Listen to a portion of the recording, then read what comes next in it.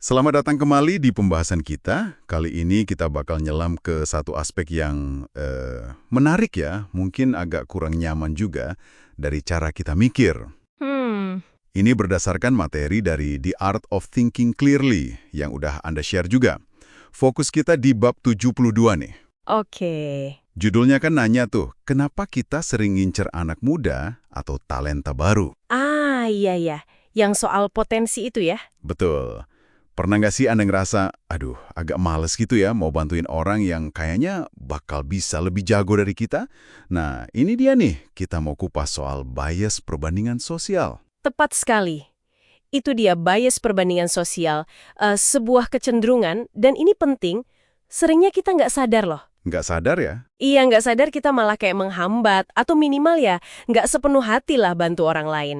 Orang lain yang kita anggap bisa jadi saingan gitu. Nah, persis. Apalagi seperti yang disorot di bab itu, ini seringnya lebih kuat ke orang yang mirip kita. Mirip dalam hal apa tuh? Usia, bidang kerja, Bisa usia, bisa bidang kerja, lingkungan, pokoknya yang kita anggap setara atau lagi sama-sama nanjak gitu. Oke. Mari kita langsung aja deh ke contohnya, biar lebih kebayang. Boleh? Di buku itu kan penulisnya cerita pengalaman pribadi ya. Cukup gamblang sih menurut saya. Iya, yang soal bukunya itu kan? Betul.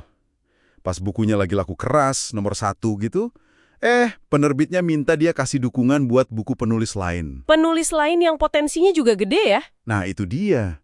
Potensinya bisa masuk 10 besar katanya. Terus si penulis ini ngaku dia sempat ragu. Ragu ya? Iya, mikir, ngapain ya gue bantu orang yang bisa jadi pesaing langsung gue nanti? Nah, itu contoh klasik banget. Iya kan?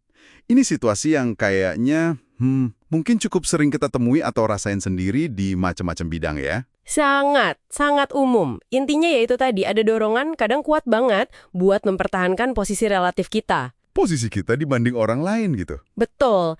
Nah, sumber kita ini ngasih contoh yang lebih serius mungkin ya, dari dunia akademis. Akademis, gimana tuh? Coba bayangin gini. Ada peneliti senior, udah punya nama lah.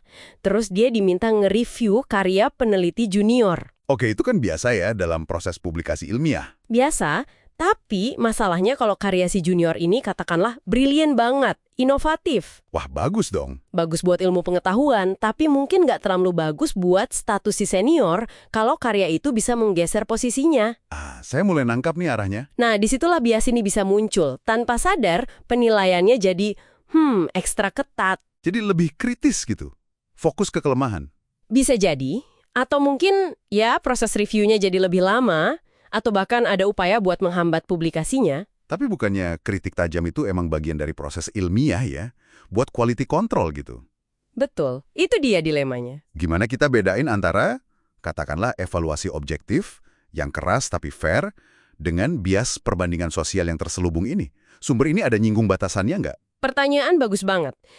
Sumber ini nggak ngasih garis pemisah yang saklek sih ya, tapi lebih ke arah menyiratkan gitu. Implikasinya apa? Implikasinya, bias ini mulai bekerja saat motivasi utamanya bukan lagi kemajuan bidang ilmunya, tapi lebih ke, ya, proteksi status pribadi si penilai. Melindungi kerajaan kecilnya gitu ya? Kurang lebih gitu, ada kasus ekstrim malah yang diangkat di buku. Seorang peraih Nobel loh. Wah, peraih Nobel.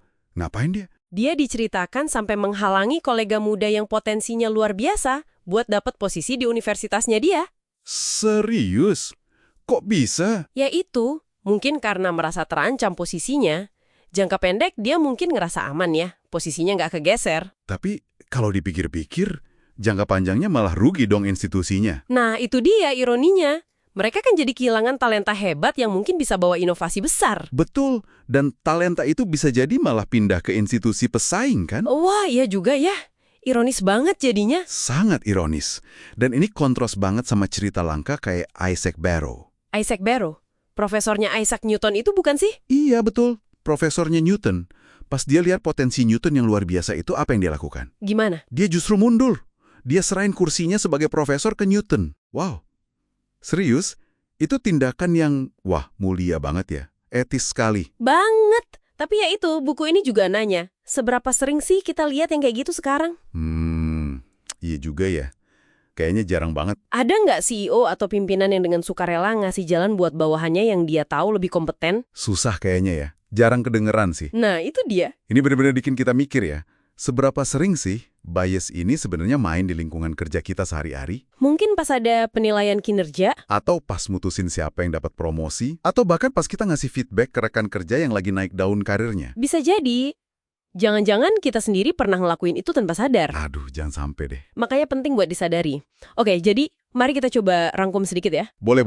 Bias perbandingan sosial ini intinya adalah kecenderungan kita buat nahan dukungan Nahan dukungan, atau malah ya secara aktif atau pasif menghambat individu lain individu yang gimana? yang kita anggap punya potensi buat ngalahin kita, buat unggul dari kita, terutama kalau orang itu kita anggap mirip atau lagi naik daun di jalur yang sama. Jadi bukan soal persaingan sehat ya ini. Bukan, ini lebih ke arah rasa terancam secara personal gitu. Dan seringkali, kalau dipikir-pikir, ini tindakan yang sebenarnya nggak rasional ya dalam gambaran besarnya. Iya, bisa dibilang gitu. Menghambat anak muda atau talenta baru, mungkin bikin kita ngerasa aman sesaat, tapi kan bisa jadi malah menghambat inovasi. Betul, menghambat kemajuan tim, departemen, atau bahkan bidang kita secara keseluruhan. Kita jadi terlalu fokus banding-bandingin diri sama rekan sejawat. Terlalu fokus sama potensi kesuksesan mereka yang bikin kita ngerasa terancam.